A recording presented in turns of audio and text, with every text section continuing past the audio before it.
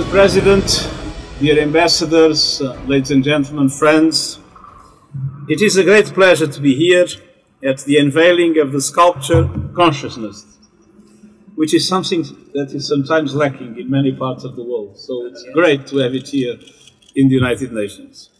And my sincere thanks to the government and people of Mongolia for this donation to the United Nations.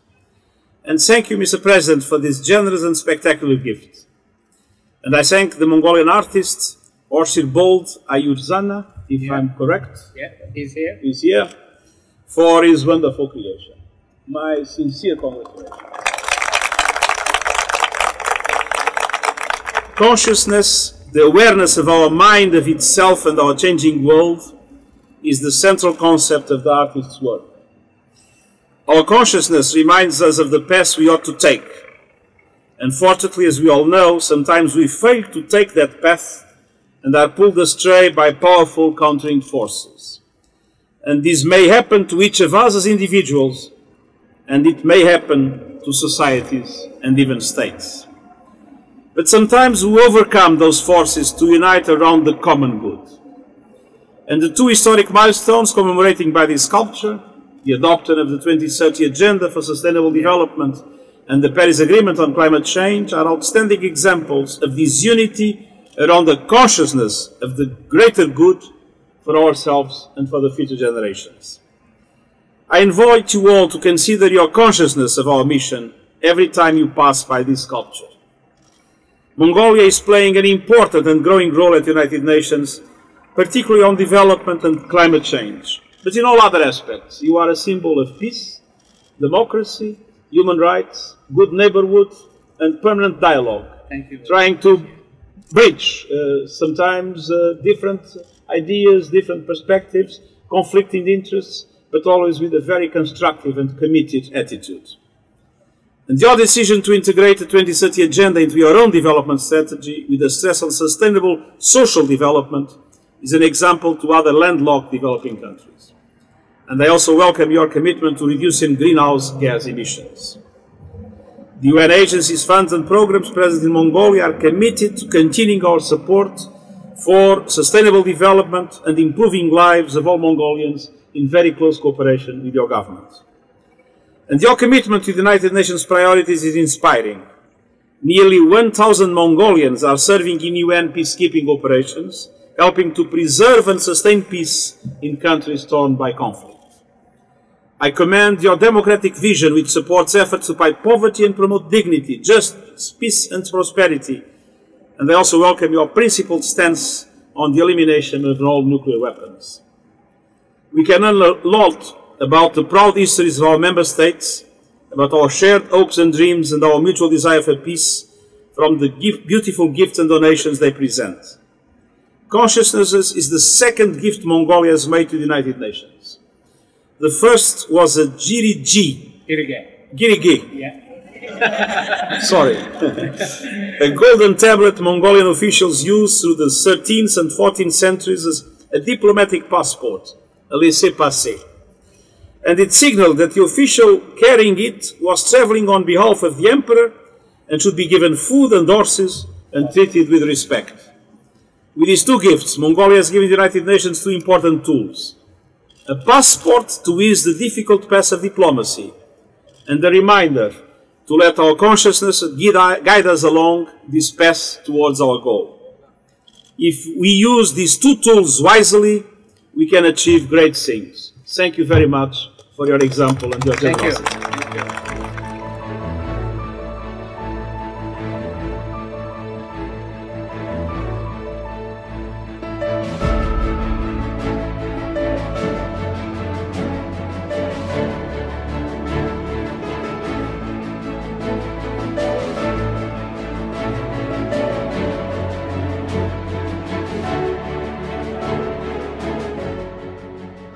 Монгол улс нүүбэд эснээс хойш 56 жилийн түүхэнд анх удаага Монгол хүний гараар бүтсэн бүтээлийг нүүбийн энэ зүлэг ногоон дээр тавьж байгаад бол үнэхээр түүхэн явдлаа гэж үзэж байна. За нүүбэд бол ер нь жил болгон хоёр улсын өгөх бэлгийг бол хүлээж авдаг юм байгаа. Тэгээд энэ нэг нэг нь бол Монгол улсын бэлгийг хүлээж авахар болсон. За мөн өөр утгаараа бол Хойд Америкийн төвд анх удаага Монгол хүний гараар бүтсэн ийм одоо бүтээл бий болж байгаа нь бол үнэхээр бахархууштай зүйл юм аа. Тэгээд 193 орныг нэгтгсэн нүүбийн хашаан дотор ийм хөшөө байрлана гэдэг бол бас тэр болгон хүний хувь заяа бол байхгүй хаа гэж бодож байна. За тэгээ өнөөдрийн энэ сайхан арга хэмжээнд оролцож байгаадаа туйлын их баяртай байна. Очир бол аюул заны очир бол миний ханы төрсөндөө байгаа. Тэгээд би энэ Америкт анх удаа Монгол хүний энэ баримл ингээд сүндэрлэж үеийн үед ирж буй байх залуучууд Монгол хүмүүсийн бахархал болох нэгэн үйл явдал, тэмдэглэлт үйл явдал өнөөдөр болж байгаад бол туйл их баяртай байна. Ингээд дүүгээрээ маш их бахархаж байна. Тэгээ Монгол хүний уран бүтээл одоо ямар ч лсэн төв алгасч энэ шинэ үеийн уран бүтээл бол ингэж задарч байгаад бол туйл их баяртай. Энэ паркд бол цөөхөн өгшөө байгаа шүү дээ. Тийм. Тэгээ тэрний нэг нь одоо Монголынх байна. Тэгэхээр зэрэг бол Монгол хүмүүс Монгол орн гэдэг бол хүн цөөтэй ч гэсэн агуу их. Тэгээд нэгдсэн үндэсний байгууллагад байгаа цөөхөн хэдэн хөшөөний нэг нь бол Монголоос байна. Тэгээд ер нь энэ үеийн үед одоо энчээ амьдарч байгаа ажиллах одоо монголчууд бол үргэлж бол бахархан байх гэж бодож байна. Өнөөдөр нэгдсэн үндэсний байгууллагт Нью-Йорк хотноо байрлах нэгдсэн үндэсний төв байгууллагт Монгол уран бүтээлчийн уралсан энэхүү бүтээл морилж байгаад энэхүү түүхэн үйл явдалд гэрч болж байгаад үнэхээр баяртай байна. Монгол хүний хувьд ялангуяа энд байгаа монголчуудын хувьд Монгол хүний уралсан бүтээл Нью-Йорк хотод байна, Америкийн нэгдсэн улсад байна, ялангуяа Америк төвд байна гэдэг бол үнэхээр бахархууштай зүйл юм аа. Би бол энэ Ухамсар гэдэг бүтээлээ бол анх бол 13 онд бол хийжсэн. Тэрнээс хойш бол Германд тавьжсэн. Германд бол их бас над их өндөр амжилт авчирсан юм бүтээл байгаа. Одоо энэ бүтээл бол ерөнхий одоо үзүүлж байгаа юу нь бол нэлээд орчин үеийн баримл байгаа. Орчин үеийн одоо суур тийм ээ. Урд нь бол ингээд суурин дээр баримлыг тавьдаг гэсэн бол энэ бүр суургүй бүр ингээд газраас хөндөрсөн юм шиг тийм одоо сэтгэл төрүүлэхээр албаар энэ биетэй ингээд агаарт хөргсөн юм маягтайгаар бүтээгдсэн байгаа. Тийм учраас энэ бол тийм орчин үеийн одоо яг иймэрхүү шийдэлтэй баримл бол их байдгүй. Яг энэ агаарт хөргсөн юм шиг юм баримл. Ерөнхийдөө баримл бол заавал суурьтай байдаг. Тэрнээс саалсан. Тэгээ ер нь бол мэдээж одоо өшөө дээдлийн хүмүүний одоо торон хэлбрээр хийсэн тий доотлын палатын одоо цул гангаар хийсэн энэ нь бол их тийм очиртай. Одоо байгалийн одоо нарны гэрэл ингээд тусахд бол ингээд палатан дээр гэрэл аваад буцаад гэрлээ хүн рүүгээ зацхад хүн нь бол гэрэлтэй гэгэттэй өдрөө одоо гэрэл асцсан мэт болдог.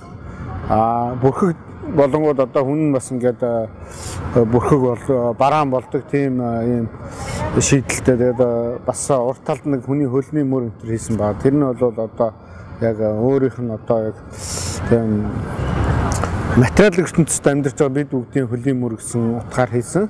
Энэ зогсож байгаа торон хүм бол одоо бидний дотоод ертөнц буюу Ухамсарын одоо байгаа жишээ нь бол ингээ байгальтайгаа үргэлж мөнх гэсэн тийм санааг үзүүлж байгаа. Тийм учраас бид нар Ухамсараа маш сонсож дотоод ертөнцөө маш сайн сонсож амьдруул одоо энэ байгаль дэлхийд их ээлтэй сайхан амьдрах юм байна гэсэн санааг үзүүлснээр энэ ерөнхий гол утга нь бол оршиж байгаа. Ухамсар өөрөө ингээ бүхийдсэн байгаа нь бол ямарваа нэг юмд ингээд хүндэтгэл үзүүлээд байгаа юм биш. Одоо энэ урд нь байгаа хоёр хөлний тэнд байгаа материалын ертөнцид амьдарч байгаа яг одоо цагт амьдарч байгаа бидэртэй ингээд ярилцаад байгаа байхгүй ингээд одоо тухайгаараа ингээд нийлээд идэм үү те пирамид үүсгээд ингээд яриад байгаа байхгүй яг тэр акшинд л харуулж байгаа байхгүй ерөөсөө тэгээд нөгөө материалын ертөнцид нь бол тэг яваад өчтдөг байхгүй хэрглэж байгаа бид нар бол ингээд мөнх өчтэй ингээд яваад өчнө ухамсар бол мөнхөд ингээд бидэртэй ярилцаал зогсоод идэх байхгүй бидний одоо те мөнхөд бидэртэй ингээ ярилцж яадаг те ингээд аль болохоор бид нар ингээл одоо мэдрэл хагас дутууд болчихгүй бол мөнхөд ингээд дандаа ухамсараа чагнахад болоод ингээл өнөөдөр би нэг муу юм их гэжэл тэрийг бол байнга Тэгээ ухамсар бол эн чинь муу юмштэй гэдгийг бол байнга хэлж яддаг байхгүй. Тэрийг л хондоо би мөнхийн юм бол ухамсар юм а гэсэн утгаар байгаль бол бас мөнхийн юм те. Ухамсар мөнхийн юм гэсэн энэ хоёр үндсэн дээр л ухамсар гэдэг энэ зохион нэрийг авч энэ бүтээлээ тойрсон юм а.